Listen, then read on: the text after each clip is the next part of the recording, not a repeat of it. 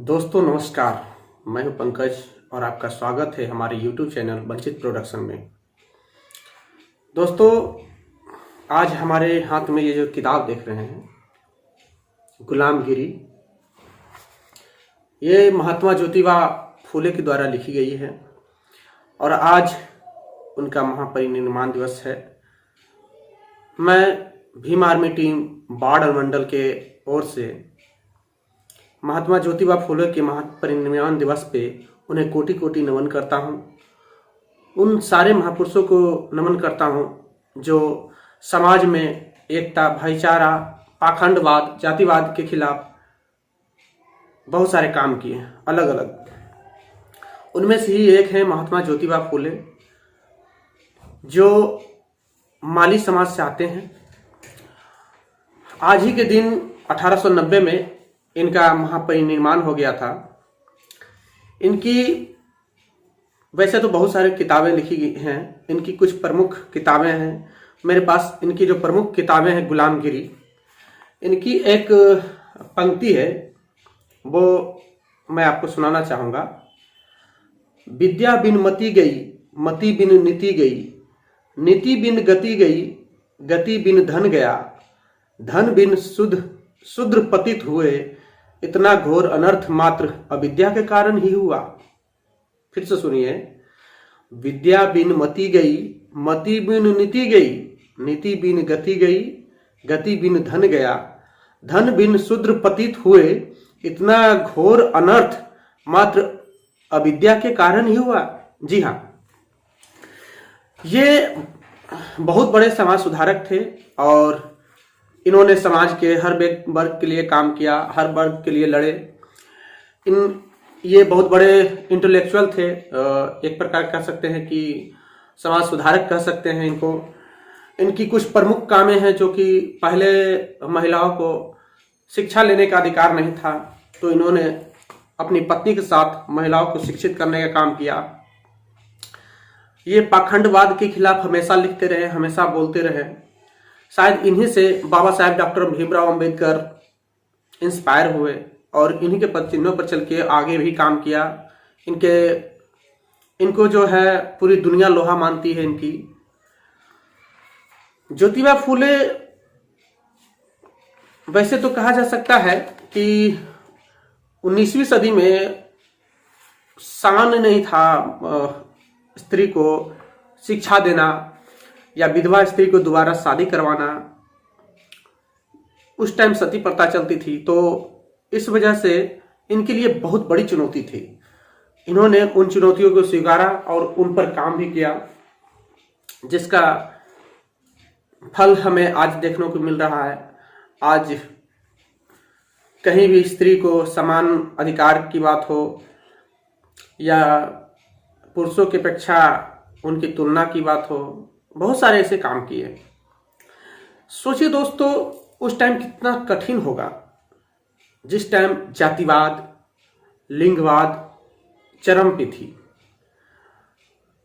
लिंग के अनुसार भेदभाव किया जाता था। उस टाइम महिलाओं को पढ़ने का अधिकार नहीं था। उस टाइम महिलाओं को बाल विवाह कर दी जाती थी। पुरुष उस टाइम जो है अगर महिलाएं की पति मर जाती थी शादीशुदा, तो उसको पति के साथ ही आग में जला दिया जाता था। उस टाइम ऐसा भी होता था कि जो विधवा हो गई है वो दोबारा शादी नहीं कर सकती। इस तरह की बहुत सारी कुरीतियां थी। तो मैं आपसे चाहूँगा कि गुलामगिरी पढ़ें और इनसे सीखें। दोस्तों आज बहुत सारे और भी मुद्दे हैं। आज हमारे देश के किसान सड़कों पे हैं। इसका क्या कारण है? आज हमारे देश के किसान और जवान दोनों एक दूसरे के विरोध में खड़े हैं। कौन लाके खड़ा कर दिया विरोध में? ये मोदी सरकार।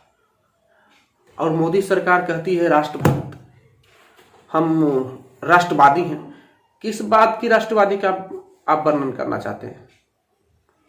आपने आजादी के टाइम कितने जो है आरएसएस अपने आप को बहुत बड़ा राष्ट्रभक्त कहती है, आजादी के टाइम आपके कितने योद्धा वीरगति को प्राप्त हुए, शहीद हुए, बताइए जरा, एक का भी नाम बता दीजिए। आपके गुरु सावरकर माफी मांग करके भाग आए और आप अपने आप को राष्ट्रवाद कहते हैं। कौन सी राष्ट्रवाद की बात करते हैं? दोस्तों मैं बताना चाहूंगा, बीजेपी शुरू से ही राष्ट्रवाद, कुछ ऐसी मुद्दे को पकड़ करके बैठी हुई है जो कि शुरू से ही उसका स्टैंड वैसी स्टैंड पे काम कर रही है। जैसे राष्ट्रवाद हो गया, हिंदुत्व हो गया, एक प्रकार से कह सकते हैं अराजक लोग हैं ये लोग। और मैं कब से कह रहा हूं कि संविधान खतरे में है, संविधान खतरे में है। बहुजन समाज के लोग समझ नहीं पा रहे हैं। संविधान खतरे का मतलब ये नहीं हुआ कि वो संविधान बदल देंगे। संविधान बदलने की हिम्मत उनमें नहीं है। उनमें जो संविधान में जो पेपर रहेगा ना, उसका कवर रहेगा संविधान पर, पेपर उसके अनुसार से रहेगा, आरएसएस के हिसाब से। तो मैं चाहूंगा कि जल्द से जल्द इस पर संज्ञान में लिया जाए।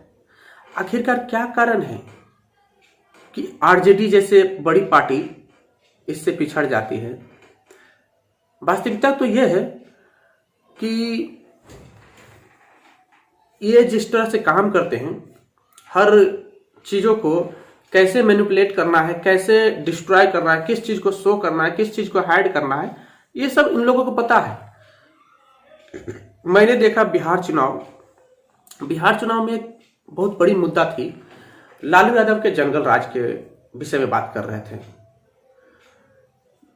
लालू यादव के जंगल राज, उनके जंगल राज को बहुत ज्यादा मैनिपुलेट किया गया, बहुत ज्यादा पब्लिक डोमेन में लाया गया। उसके लिए इसके बीजेपी के और आरएसएस के जो आईटी सेल के जितना ज्यादा हो सके एडवर्टाइजमेंट प्रचार प्रसार कर सके इसके जंगल राज के बारे में। तो मुझे पता नहीं है कि उस टाइम का जंगल राज क्या था, पर यह सही नहीं है।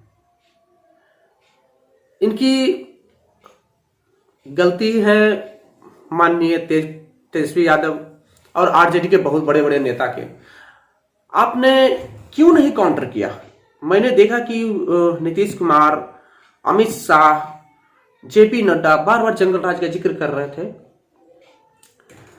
मैंने एक भी नेता का नहीं देखा कि आरजेडी की तरफ से या कांग्रेस की तरफ से, कि खैर कांग्रेस को तो नहीं करना चाहिए, आरजेडी की तरफ से ही बहुत सीनियर लीडर हैं, मनोज झा है, जगनानंद सिंह है, अब्दुल वारिस सिद्दीकी हैं, कोई भी उनके काउंटर में खड़ा नहीं हुआ। लालू यादव काउंटर में 15 साल जंगल राज, 15 साल जंगल राज, क्या ये चल रहा है? आप किस बात की राजनीति कर रहे हैं?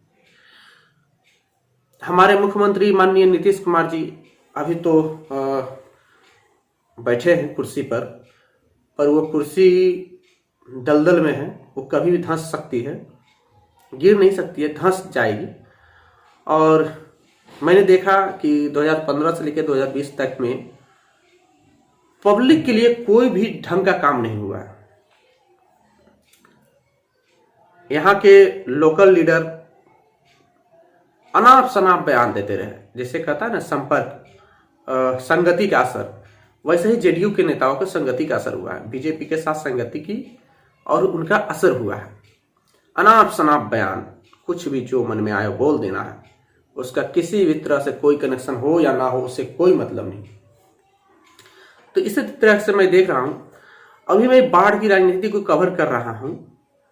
बाढ़ की राजनीति में एक ऐसी एक प्रकार से कह सकते गंदी सोच बन चुकी है। यहाँ पे बहुजन समाज के बहुत अच्छे खासे वोट हैं, पर जब भी जाता है तो यहाँ पे सवर्ण प्रत्याशी ही जीत के जा सकता है। यहाँ पे सवर्णों के मन में एक कर सकते हैं गंदा परसेप्शन बैठ गया है कि नहीं, यहां से जाएगा तो सवर्ण ही बैठ करके जीत कर जाएगा विधानसभा। तो बता दूं मैं कि आज का दौर यह है कि 5 साल के लिए और बाढ़ अब जिला नहीं बन सकता। इसका मुख्य कारण यह है कि माननीय ज्ञानेंद्र कुमार सिंह ज्ञानू जी और माननीय मुख्यमंत्री नीतीश कुमार के बीच में भारी मतभेद है। और इनका मुख्य कारण ये है, बहुत सारी कारण हो सकती है, पर इनका एक ही एजेंडा है कि जब तक ज्ञानू रहेगा बाढ़ का विधायक, तब तक बाढ़ जो है जिला नहीं घोषित हो सकता है। तो मैं चाहूंगा कि बाढ़ के जितने भी सोशल एक्टिविस्ट हैं जो बाढ़ की राजनीति में अपना योगदान दिए हैं शुरू से लेकर अब तक, मैं चाहूंगा कि माननीय विधायक श्री ज्ञानेंद्र कुमार सिंह जी ज्ञानू से मिलें और उनको एक एप्लीकेशन दे, फिर माननीय मुख्यमंत्री नीतीश कुमार जी से मिले और बाढ़ को जिला बनाने के लिए दबाव बनाए। बाढ़ अभी बनी है एनटीपीसी, उसके वजह से तो यहाँ का इकोनॉमिक स्थिति कुछ ठीक हुआ है, पर एनटीपीसी में भी बहुत सारे ऐसे हैं जो कि लोकल जो यहाँ पे वर्कर हैं उसको काम नहीं मिल रहा है, बाहर से आए हुए वर्कर को काम मिल रहा है। तो ये सब नहीं होना चाहिए। दोस्तों, मैं किसान के मुद्दे पे आता हूं। आज क्या कारण है कि किसान आपसे खुश नहीं है? आपसे ना ही जवान खुश है, ना ही किसान खुश है, ना ही जनता खुश है। तो आप क्या करना क्या चाहते हैं? आप देश में कौन सी नीति से काम करना चाहते हैं? उस एक नीति को भी स्वैप कीजिए। मैंने देखा कैसे जीडीपी धाराशायी हो गई, मैंने देखा कैसे नोटबंदी फेल हो गई, मैंने देखा जीएसटी फेल हो गई। आपने लॉकडाउन लगाया, लॉकडाउन का कोई फायदा नहीं हुआ, 1% भी फायदा नहीं हुआ। अब हमारा देश जो है कोरोना में दूसरे नंबर पे है, कुछ दिन में नंबर 1 पे आ जाएगी अमेरिका को पछाड़ करके। तो इन सब चीज़ों को ध्यान में रखते हुए आप आगे आएं और मैं बाढ़ के सारे सोशल एक्टिविस्ट से अनुरोध करता हूं कि आप आगे आएं। मैं अपना सारा कॉन्टैक्ट डिटेल्स मैं आपको अपने डिस्क्रिप्शन बॉक्स में डाल दूंगा, आप हमसे कॉन्टैक्ट भी कर सकते हैं। आप किसी भी मुद्दे पे, सामाजिक हो, आर्थिक हो, राजनीतिक हो, किसी भी मुद्दे पे आप हमसे बात कर सकते हैं, आप उस पर चर्चा कर सकते हैं। आप हमसे जुड़िए। बस मैं इतना ही कहूँगा।